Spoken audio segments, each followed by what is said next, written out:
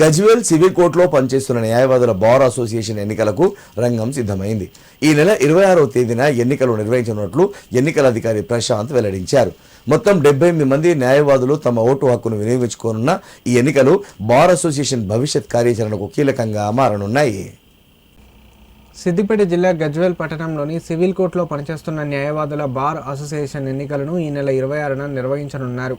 ఈ మేరకు ఎన్నికల అధికారి ప్రశాంత్ ఏర్పాటు చేసిన సమావేశంలో సీనియర్ న్యాయవాదులు గోపాలరావు, రమణ, కాళీప్రసాద్ తదితరులు పాల్గొని ఎన్నికల నిర్వహణపై చర్చించారు.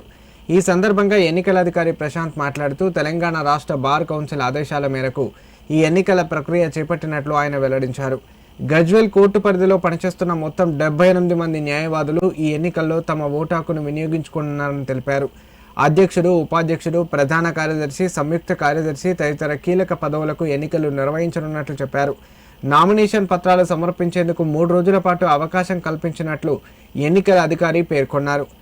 నామినేషన్ల పరిశీలన అనంతరం అర్హులైన అభ్యర్థుల తుది జాబితాను ప్రకటించి నిర్ణీత తేదీన ఎన్నికలు నిర్వహించనున్నట్లు వివరించారు. ఎన్నికలను పారదర్శకంగా, నిబంధనలకు అనుగుణంగా నిర్వహించేందుకు అన్ని ఏర్పాట్లు పూర్తి చేసినట్లు తెలిపారు. తెలంగాణ స్టేట్ బార్ కౌన్సిల్ ఆదేశాల మేరకు బార్ అసోసియేషన్ గజ్వేల్ ఎన్నికలో భాగంగా నామినేషన్ ప్రక్రియ జరుగుతున్నది.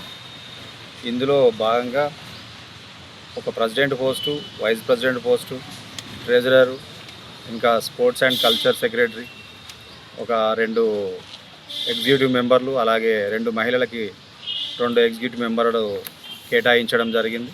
సుప్రీంకోర్టు గైడ్లైన్స్ ప్రకారం 30% రిజర్వేషన్లకు గాను మహిళలకు 30% రిజర్వేషన్లు కేటాయించమని గైడ్లైన్స్ ప్రకారం 30%, అనగా మా బార్లో మొత్తం 10 పోస్టులకు గాను 3 పోస్టులు అంటే 30% కింద ఒక జాయింట్ సెక్రటరీ, 2 ఎగ్జిక్యూటివ్ మెంబర్లను కేటాయించడం జరిగింది. ఈరోజు రేపు 3 రోజులు నామినేషన్ ప్రక్రియ కొనసాగుతుంది. ఇందులో ఎవరైనా పోటీ చేయాలనుకునే వారు దీంట్లో పోటీ చేసి నామినేషన్ చేసి తర్వాత 26 తారీఖు నాడు ఎన్నికలను నిర్వహించడం జరుగుతుంది. దాంట్లో మెజారిటీ ఓట్లు ఎవరికైతే వస్తాయో వాళ్ళను ఏదైతే పోస్టుకు దరఖాస్తు చేసుకోవడం జరుగుతుందో వారిని ఎన్నుకోవడం జరుగుతుంది. తప్పకుండా 26 మార్చి 2026 రోజున ఎటువంటి కార్యక్రమాలు ఉన్నప్పటికీ ఆ ఒక్కరోజు మాత్రం ఈ ఎలక్షన్లో పాలు పంచుకోవడానికి కేటాయించి మీ విలువైన ఓటును మీకు నచ్చిన వారికి కేటాయించి వారిని ఎన్నుకోవాల్సిందిగా కోరుతున్నాను.